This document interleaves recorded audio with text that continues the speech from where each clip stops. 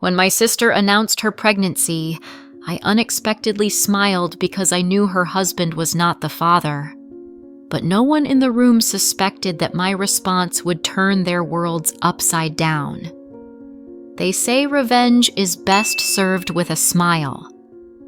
I repeated this phrase as I sat at the head of the table in Silvercrest Restaurant in New York, surrounded by people I once considered closest to me. My name is Selena Marshall, and this evening was a celebratory dinner for my 35th birthday. Crystal glasses sparkled in the soft light. My husband Jacob's hand rested on my shoulder as he raised his glass. "To my wonderful wife," he said, with the charming tone that once made my knees weak. My sister Amy squirmed in her chair, her perfectly manicured fingers nervously fiddled with a glass of water. She hadn't touched her cocktail. The first sign I should have noticed, though deep down I already knew what was coming. "Actually," Amy interjected as everyone raised their glasses, "I have an announcement." My mother, Sarah, of course, beamed with joy. She always caught the news about Amy first. "I'm pregnant." Amy's voice filled the private room of the restaurant. Silence hovered for 2 seconds before she delivered the blow. "And Jacob is the father." His hand gripped my shoulder tighter, not out of guilt, but as if bracing for my reaction. Everyone expected an outburst, tears, maybe even a scene. The waitstaff froze nervously. I slowly sipped my cocktail. "Interesting," I said calmly. "Very interesting." "Selena," my mother began in a chiding tone, "don't cause a scene." I smiled, reaching for my purse. "Oh, Mother, I wasn't planning on it. In fact, I have an announcement too." I pulled out an ivory envelope. "You see, for the past 3 years, I've wondered why Jacob and I haven't been able to conceive." Amy's smile faltered. Jacob's hand left my shoulder. "Selena, now is not the time," he quietly warned. "On the contrary, it's the perfect time." I carefully unfolded the medical report. According to Dr. Elias Corwin from Horizon Fertility Clinic, my dear husband, I looked directly at Amy, has a rare condition, severely low sperm count. In simple terms, he's entirely infertile. Carolyn Smith's fork clattered onto her plate. Amy's face turned white so quickly I thought she might faint. "That's impossible," she stammered. "The test must be wrong." "I thought so too," I replied, pulling out a second envelope. "That's why I conducted another test. A different clinic, a different doctor. Same results." 6 weeks ago, real proof fell into my lap. Not the subtle hints I ignored. The 2 long hugs, their inside jokes, how Amy's visits coincided with Jacob working from home. No, it was an email accidentally left open on our shared tablet. "We need to be careful," Amy wrote. "S is starting to suspect." I stared at those words until they burned into my retinas. S. Not Selena, not sister, just S. As if I were some obstacle. Curious listener, we recently received a question in the comments. "You often ask from which city we listen to your stories. Why do you need this information? What do you think?" Write your guess in the comments. Let's see who figures it out first. I smiled at Jacob, who had gone still beside me. "Would you like to see the reports, dear? Both tests were done last month." "You tested me without my knowledge." Jacob's voice trembled with anger. "Oh, as if you've been honest with me." I turned to him. 3 years of trying, 3 years of you convincing me the problem was with me. 3 years while you comforted my sister as I cried at night. Sarah stood up sharply. "This is completely inappropriate." No, Mother. What's inappropriate is that your precious Amy was sleeping with my husband and then tried to pass off another man's child as his. I stood, taking my purse. And here's what's going to happen next. I will leave here with dignity, and you two can explain to everyone why this test was wrong. Jacob grabbed my arm. The test is wrong, right? I leaned in closer, catching the scent of his cologne, the same I had noticed on Amy's jacket last month. Oh no, dear. I checked twice, and I have plenty more evidence. The last thing I saw as I left was Carolyn pulling out her phone, likely already preparing to post about the event on her extensive social network. By morning, everyone would know. That was exactly what I intended, because revenge isn't just about exposing lies. It's about watching them desperately try to piece together what can no longer be explained. The next morning, I met Nora at her office. Overnight, the video of my departure from Silvercrest had gone viral thanks to Carolyn. I showed her the email. This could mean anything, right? She hesitantly suggested. Look at the time, 11:47 p.m. Why is my sister texting my husband at midnight? What's your plan? Nora asked, sifting through files on her laptop. First, I'll visit Dr. Corwin again. I handed her my planner. Remember how Jacob insisted on handling all matters with Horizon Fertility Clinic, coming back with vague advice like, keep trying? You think he lied about the results? I was tired of believing in words people claimed to be the truth. At Dr. Corwin's office, the receptionist recognized me immediately. Mrs. Clark, we haven't seen you in months. I need copies of all our tests, I said. Everything on file for me and my husband. She hesitated. Usually, Mr. Clark handles the paperwork. I know, but as his wife and a patient, I have the legal right to access our medical records. I smiled, mimicking Amy's sweetly manipulative manner, unless, of course, there are reasons I shouldn't see them. 15 minutes later, I was in my car, sifting through the documents. My results were normal, always had been. But Jacob's, no results, no tests. He simply hadn't taken any. 3 years of attempts, and he never got tested, I later recounted to Nora. Do you see what this means? Control. She nodded, quickly grasping the essence. While you tried, he had an excuse for everything. Your depression, the hormonal therapy, your suspicions, the stress of wanting a child, your isolation, the doctor's recommendations. I took out my planner, the one Jacob always joked about. So I made an appointment, told him it was a romantic dinner, slipped some Somnex into his cocktail. Nora's eyes widened. Selena, don't worry, a completely safe dose. Enough for him to sleep soundly while the clinic ran the tests. That's how I got the first results. The second test, same method, different clinic. I had to be sure. I closed the planner. But that's not even the most interesting part. Last week, I saw Amy at the same fertility clinic. She was leaving as I arrived for the second test results. Nora leaned in. You think she's really pregnant? Oh, I know she is. I took out my phone, showing some photos. And she's seeing someone else, not Jacob. In the photos, Amy was at a cafe before getting into a car with a handsome, dark-haired man. His name is Jace Rivers, her former interior designer. They've been liking each other's posts for months now. So the baby might not be Jacob's at all? I laughed, though there was no joy in it.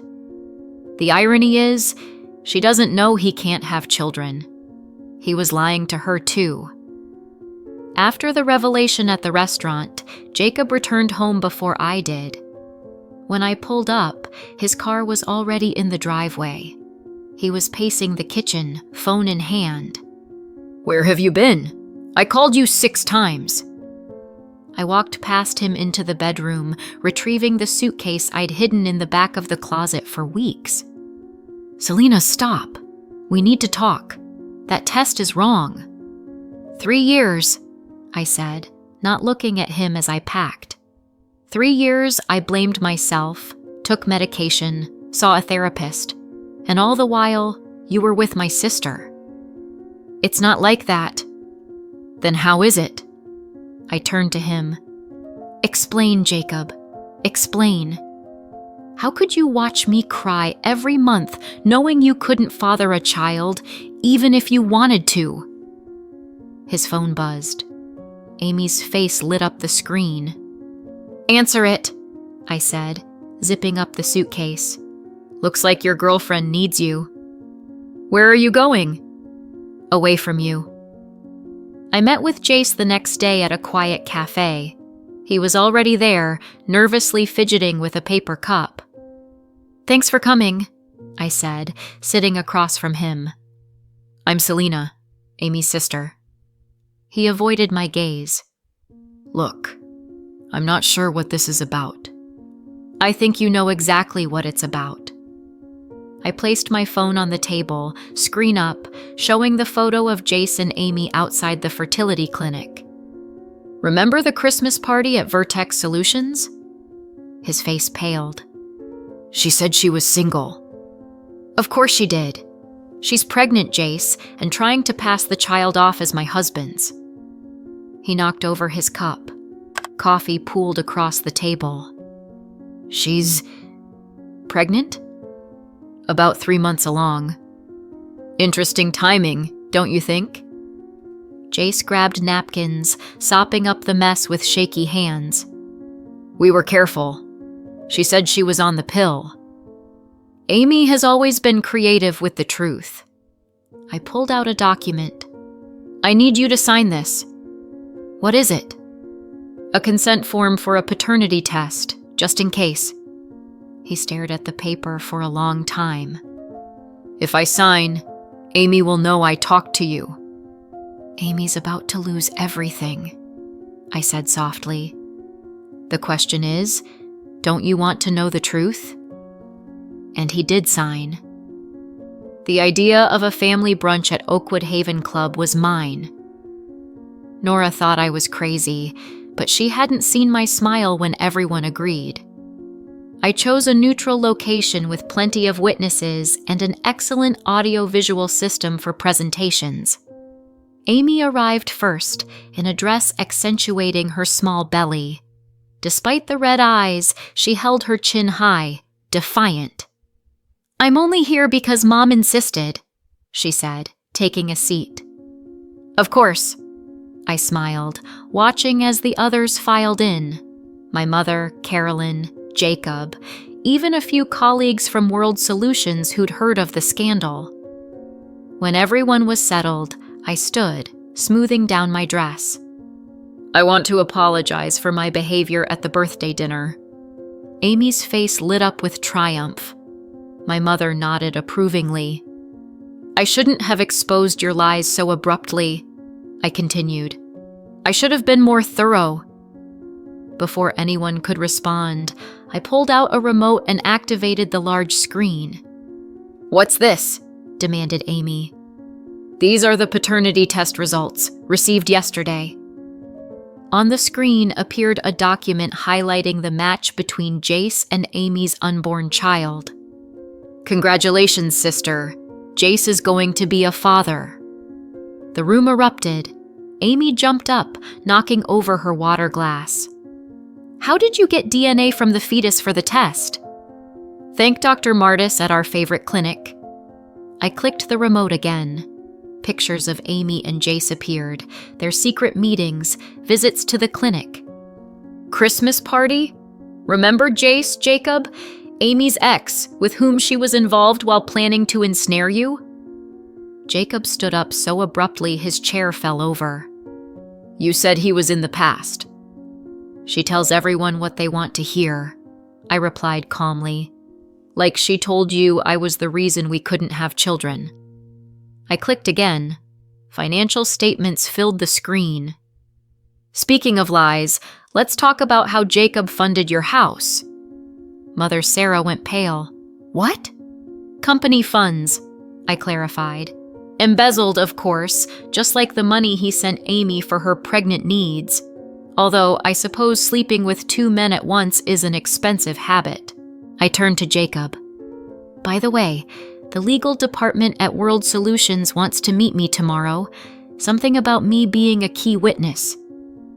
Jacob slumped back into his chair, burying his face in his hands. You've gone mad, my mom said, but her voice faltered. On the contrary, I've finally come to my senses. I clicked one last time. A video started playing. Amy and Jacob in his office, planning how to tell me about the pregnancy. How did you get this? Jacob demanded. You should have changed your email password, dear, and checked your office for recording devices. Don't forget to subscribe to the channel. I picked up my purse. Turn on notifications. Oh, and Amy, Jace's lawyer will be in touch soon. Something about fraud and emotional distress. My phone buzzed. It was a call from Jacob's company. I answered on speaker. Mrs. Clark, this is the legal department. We need to discuss some financial discrepancies involving your husband. Certainly, I said, watching Jacob's face turn a shade of gray. I'll bring everything I have to tomorrow's meeting. The next day, my mother showed up at my apartment unannounced. We need to talk about what you've done, she said, pushing past me into the living room. What I've done? I quietly closed the door. Not Amy. Not Jacob. I always feared you'd inherit your father's coldness. She sat down, smoothing her skirt with trembling hands. This calculated revenge. It's exactly what he would have done. Don't you dare compare me to him. He left us. I'm defending myself by exposing the truth about my sister and husband. They destroyed themselves. I just uncovered the truth. My phone buzzed. A message from Nora said she found something else. Before I could read it, my mother spoke again. Amy is in despair. She barely eats, barely sleeps. Just like I did for 3 years, I cut in. While she was seeing my husband and you helped her hide it. No, Carolyn told me everything. Your little gatherings, where you helped Amy figure out how to tell me she was pregnant, the money you helped her hide. I pulled out my phone, showing the transfer records. Did you think I wouldn't find out? I was trying to protect the family. No, you were protecting Amy, as always. I sat across from her. Tell me, Mom, when did you stop loving me? When Dad left? When I refused to play the perfect daughter? Silence hung between us until Nora burst through the door, waving papers. Selena, you need to see this. She froze upon seeing my mother. Oh, sorry, I didn't know. It's all right, I said. What did you find? Nora glanced at Sarah before continuing. Jacob took out a loan in your name. $60,000 transferred to Amy's account 3 months ago. My mother's sharp intake of breath confirmed my suspicions. Did you know about this too? Amy needed help, Sarah whispered. Infertility treatments, prenatal care. Infertility treatments she didn't need because she was already pregnant by someone else. I laughed bitterly. Or the prenatal care she covered with Jace's insurance. My mother stood, slightly unsteady. You'll regret this vindictiveness. No, Mom. I regret the years spent trying to please you, believing Amy would change, trusting Jacob. I opened the door. But this I will never regret. The alarm woke me at 3 a.m. I was already reaching for my phone when I heard glass shattering downstairs. Selena! Jacob's voice, drunken and angry. I know you're in here. I pressed the emergency button on my phone, the one my lawyer insisted I install after filing the restraining order. Then I called Nora. "He's here," I whispered. Jacob was breaking through. "Police are on their way. Stay in your room," she said. "Don't engage with him." But Jacob was already climbing the stairs. His footsteps were heavy and uneven. "You ruined everything," he shouted. "My reputation." "Your ability to steal money," I retorted, grabbing the baseball bat I now kept by the bed. "Your chance to play happy family with my sister." He slammed the door open, disheveled and reeking of alcohol. I dodged his lunge, swinging the bat at his knee.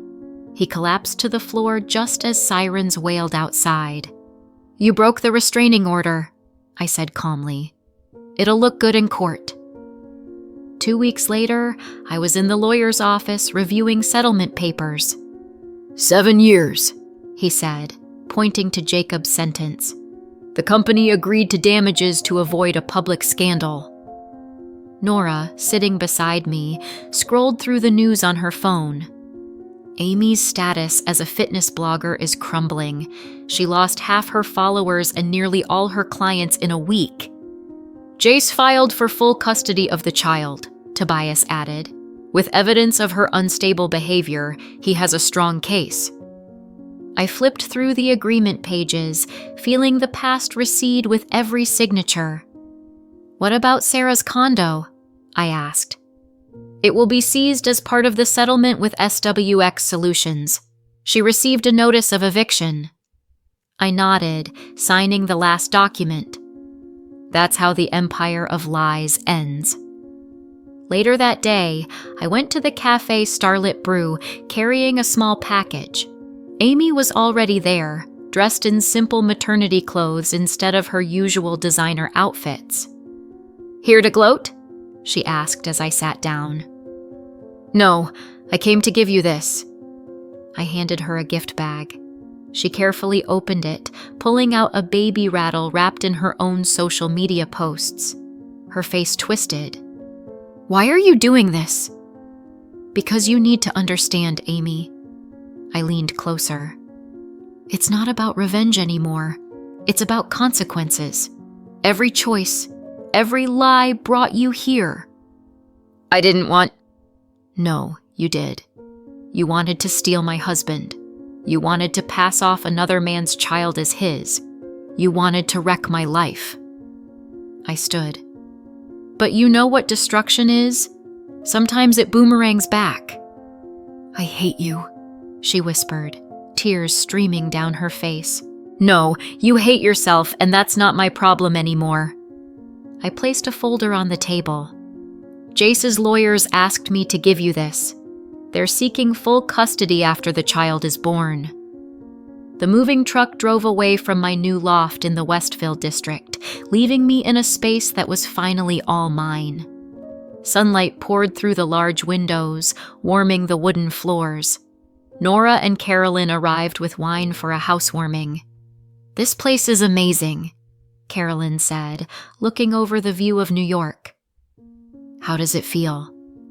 Like freedom, I replied, uncorking the bottle. What are you going to do with the settlement money? Nora asked. I already did. I showed them my laptop screen, confirming a large donation to the Lumen Support Fund, supporting women manipulated in relationships. Turning something ugly into something beautiful, I explained. A courier delivered a package from Horizon Fertility Clinic, containing a letter. Dear Ms. Marshall, we are moved by your story and your donation. We would like to offer you our services whenever you're ready to start your family on your own terms. Are you going to take them up on it? Carolyn asked. Maybe, but only if and when I choose to. I went to the window, watching the sunset paint New York in gold. Somewhere out there, Jacob was serving his time. Amy was struggling with her shattered reputation, and my mother was trying to maintain a facade that had long crumbled, but their world was no longer mine. On the sill stood a framed artwork from kindergarten, a reminder not of what I lost, but of what I gained, my strength, my worth, my voice. I raised my glass, looking at the city lights. "To karma," I said. "To karma," my friends echoed. Because the best revenge isn't just seeing those who betrayed you fall. It's rising above them so high they become a faint episode in your triumph story. And that night in my new home, I knew I hadn't just survived, I had won. Did you like the story? Write your opinion in the comments. Don't forget to subscribe to the channel and turn on notifications so you don't miss the next interesting story. See you tomorrow.